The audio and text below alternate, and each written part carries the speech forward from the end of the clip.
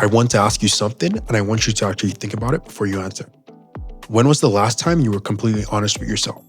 Not the version of honest where you say, yeah, I know I need to work on that, and then move on.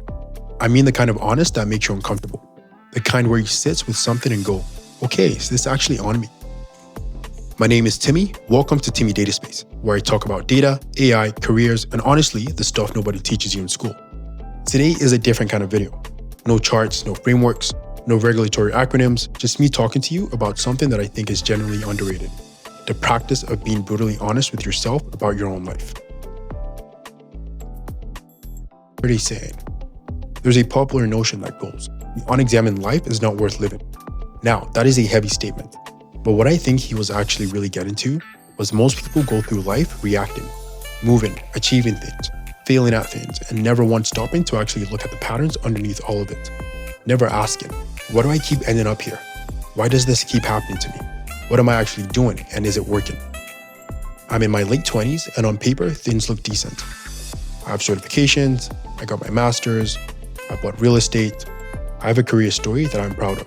I have built things that younger me would have been impressed by. From university, I went straight into the corporate environment.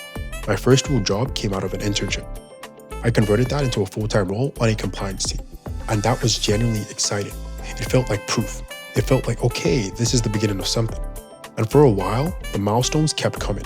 New role, new certification, new project, new achievement. I believe life is a game of constant learning, and every milestone taught me something real. But here's the thing about milestone culture that nobody warns you about. When you're always chasing the next one, you never stop to audit the gaps. You never stop to ask, why is this area of my life not moving the way I thought it would? And then there's the one that people talk about the least, relationships. Because it is very easy when something does not work out with someone to build a clean narrative where the other person is the problem. They were not ready. They did not show up. They were not the right person. And sometimes, genuinely, those things are true. But here's the question I started asking myself, and it is uncomfortable. What did I bring to that situation that made it harder than it needed to be? Have I seen a pattern in myself across more than one relationship, more than one dynamic that I have never actually addressed? A lack of emotional regulation, difficulty with boundaries, either having none or building walls instead of them. Showing up for people in the way that I wanted to, rather than the way that it was actually needed. Bringing unresolved things into new situations and wondering why that new situation felt familiar. And that is the pattern with all of it: career, finance, relationships. The goals I have achieved in a meaningful way almost came after a moment of brutal honesty. No ego, no performance, no version of the story I was telling other people. Just me and the actual truth. So, I want to share 5 things. 5 ways I have learned to practice this kind of honesty with myself, and why I think each one is genuinely hard to do, but genuinely worth doing. These are not 5 tips from a book. These are 5 tips that I've actually had to sit with. Tip number 1, separate the identity from the goal. The hardest thing about being honest with yourself is that the goals are tangled up with your self-image. If you admit that you have not been showing up for the goal that you should, it can feel like admitting something is wrong with you as a person.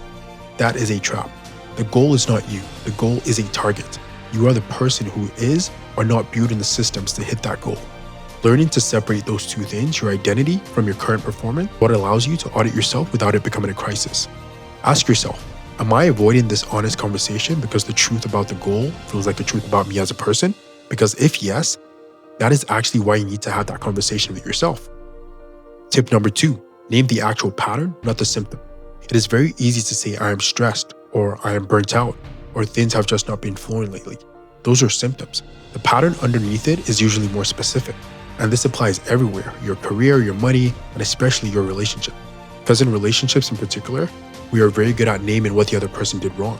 We're much less practiced in naming what we did, and what we kept doing, and what we brought into every room without realizing it. Maybe you have a pattern of emotionally withdrawing the moment something gets too real. Maybe you've never actually learned how to set a boundary that is either not a wall or an apology. Maybe you overgive in the early stages of something and then resent the other person when they cannot match that energy you set. Maybe you struggle to regulate when conflict arrives. You either shut down or escalate or say mean words. You have not actually ever sat with yourself and your feelings in the middle. For me, one of mine was that I would build enormous momentum on something, a goal, a connection, a project, hit a wall at the point where that work got uncomfortable, and then quietly move on to something new. Same shape, different context, different area of life, every time. You cannot fix what you have not named, so get specific. Not I have bad luck in relationships, but what specifically do you do? When and what does it cost you? 3. Audit your systems, not just your motivation. That one took me a while to understand. I used to think that when I was not achieving something, it meant that I did not want it badly enough. And sometimes that could be true, but more often, I had the desire and I did not have the infrastructure around that desire. Motivation is not a system. Wanting something is not a plan. And if the only thing standing between you and your goal is willpower and a vision board, you have not built a system, you're built hope. Ask yourself honestly, do I have repeatable structures around this goal, a schedule, a review process, an accountability mechanism, a way of measuring progress that does not lie to me? Because if the answer is no, that goal has not failed you. You have just not built the system yet. 4. Get an accountability partner whose only job it is to tell you the truth. This one is underrated, and I want to be specific about it because most people get it wrong. I'm not talking about a hype person. I'm not talking about a friend who checks in and says, "You've got this, keep going." I'm not talking about a mentor who gives you strategy. I'm talking about someone whose specific role in your life is to sit across from you, no ego involved, no feelings to protect, and tell you what they actually see. Someone who will call out the relationship patterns you keep repeating, someone who will not let you finish the sentence. It was their fault because, without asking what your part in it was.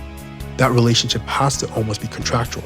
Both people agree. In this space, we do not perform for each other. We do not comfort each other by default. Tell the truth. I found the moments I have grown the fastest were almost connected to a conversation like that. Not someone who made me feel good, but someone who helped me see clearly. If you do not have that person, find them. And if you cannot find them yet, start being that person for yourself. Most people review their goal. Very few people review their relationship with time. Sit down and look at your last 3 months. Not what you plan to do, what you actually did with your time. Where did the hours go? What got prioritized when things got hard? What got pushed? And what got dropped early? Your real priorities are not the things on your list. They are things you actually spent time on when you were tired and had a choice. And the relationships piece especially. It's so much easier to be the wrong person in your own story. It is so much harder and so much more useful to ask yourself, what version of you keeps showing up in these situations? What are you carrying? What have you actually never dealt with? What patterns have you learned somewhere along the way that made sense but are costing you now?